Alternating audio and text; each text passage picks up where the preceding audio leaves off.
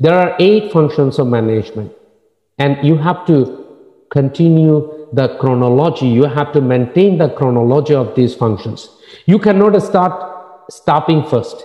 You cannot start coordinating first. You have to start with planning, then you have to follow the sequence. Planning, organizing, stopping, directing and leading, motivating, communicating, coordinating and controlling. What is planning? Planning is determining what you want to do earlier. Systematically we can present. Planning is determining the objectives and formulating the methods to achieve them.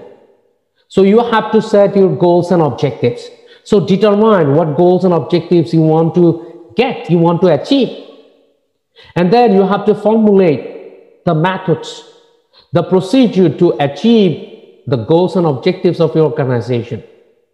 And that's what we say. Planning is determining the objectives and formulating the methods to achieve that. It is more simply said than done. So we say a good planning means half of the job.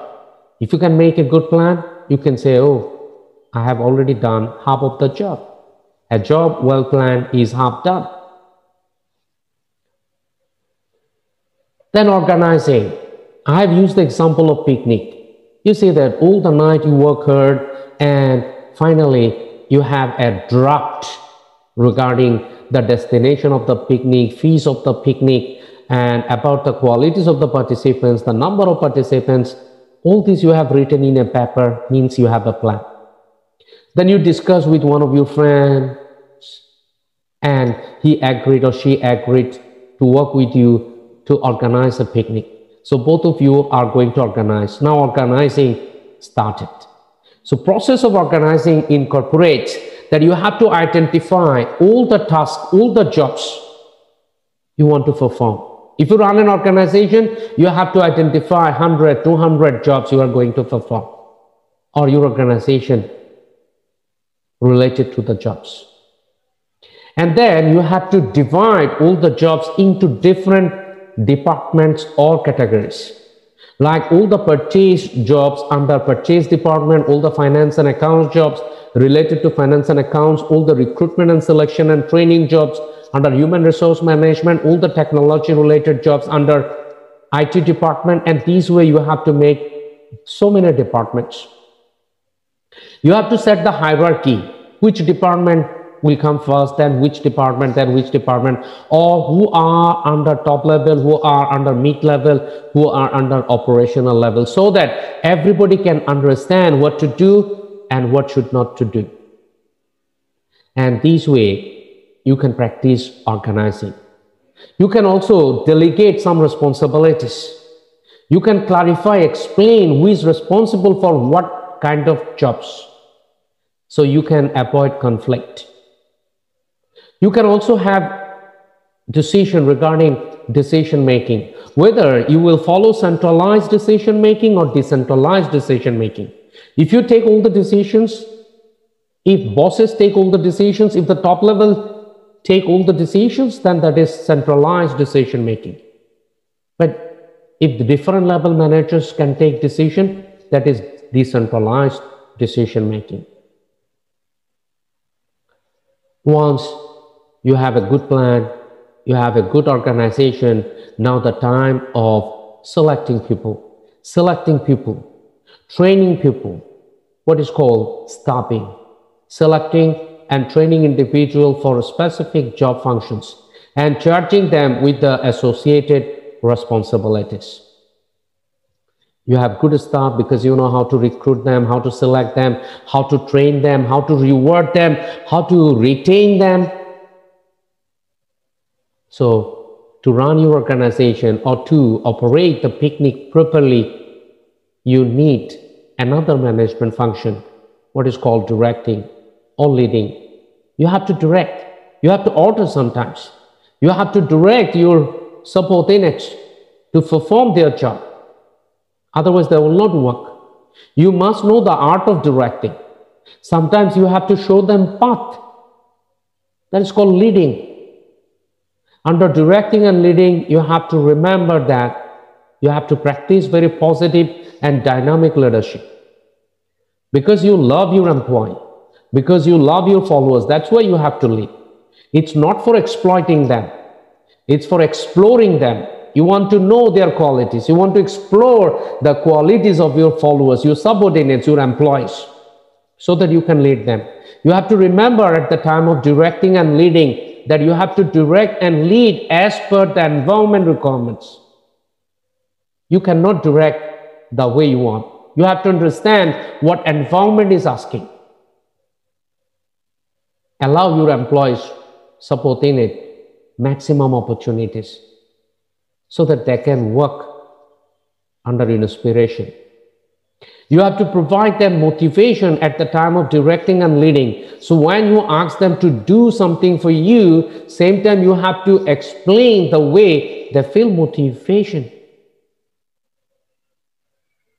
Sometimes you have to command people, but you must have the ability to command people. You must know the art of commanding people, otherwise they will not work.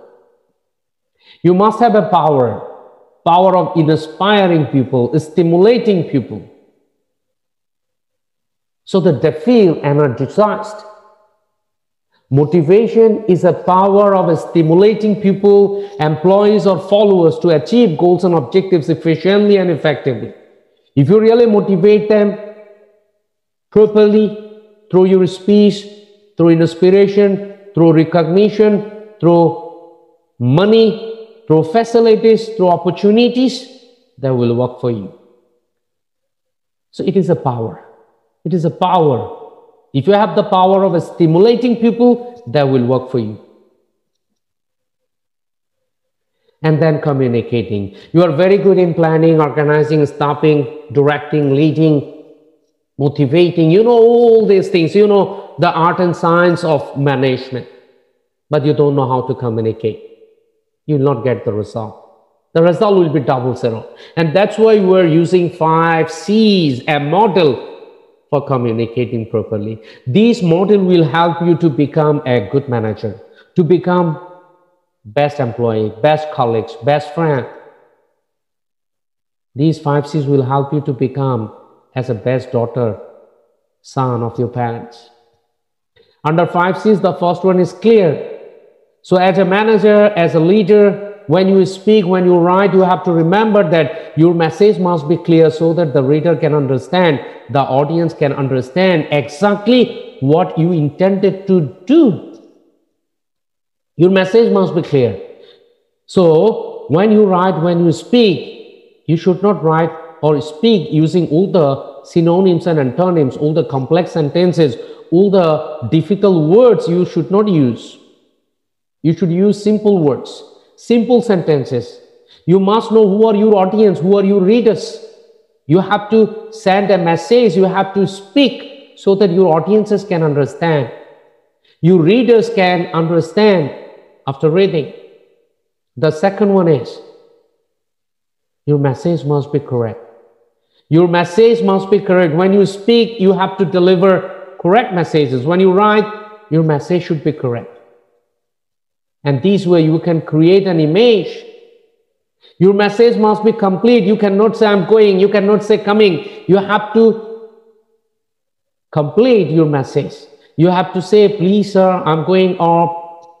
You have to say, I'm going out for doing something and will come back within 5 minutes, 10 minutes or 1 hour. You must have complete information. So your image is continuously growing in the organization, because when you speak, when you write, your message always clear, correct, and complete.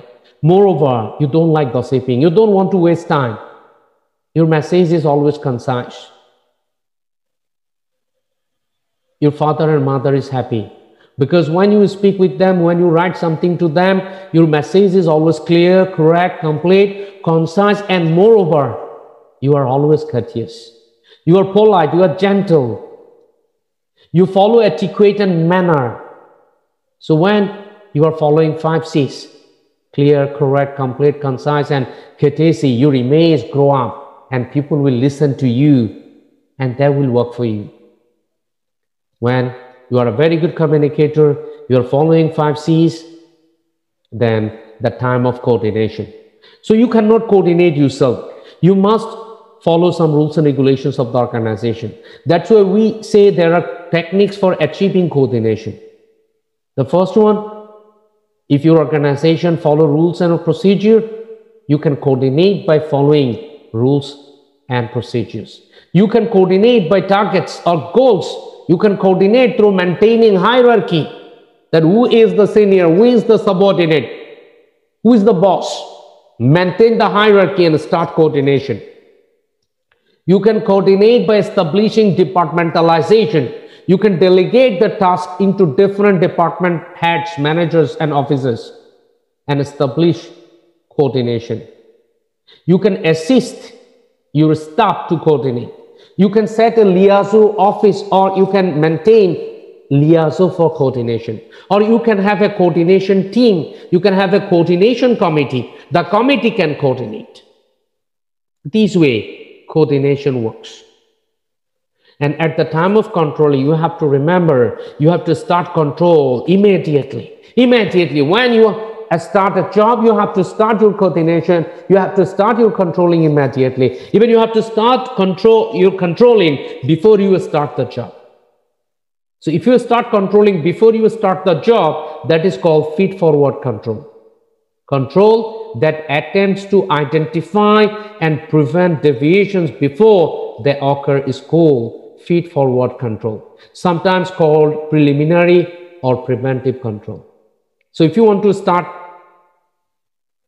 a school, so before you start in school, you have to check whether the school building is all right, facilities are all right, books, libraries are all right, labs are all right. So this is called feed-forward control. Check this. Then concurrent control. When you are running the school, at the running time, when school activities are going on, whether the teachers are taking classes properly, students are attending classes properly, they all are maintaining standard properly, that is called concurrent control. Control that monitors ongoing employee activities during their progress to ensure they are consistent with quality standards is called concurrent control. Once job is done, annual exam is done, 1 year already gone, you need another control, that is called feedback control. What was the performance of the school last year? What was the result of the students last year?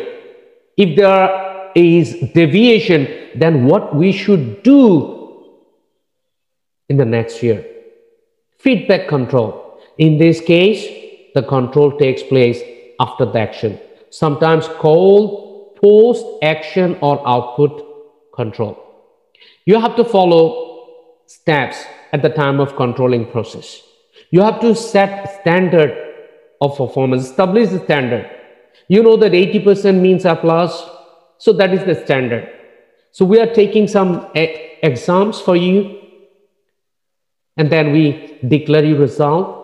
That is your actual performance. So if you get A+, means you are matching with the standard. So you did very well. But if you are not, it means there is a gap between the standard and your actual performance. Now you need corrective action. You need to know that why there is a gap. What you should do. How can you prepare from the next semester? That is called take corrective action.